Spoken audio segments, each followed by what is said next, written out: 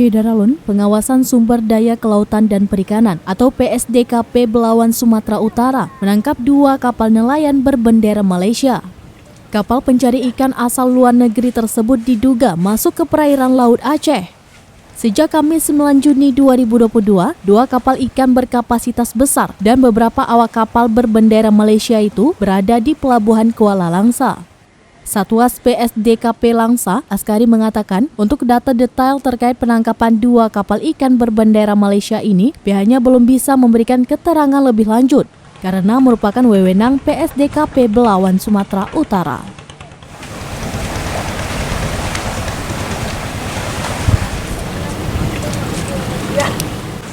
Dari Langsa, Zubir, Surambian TV.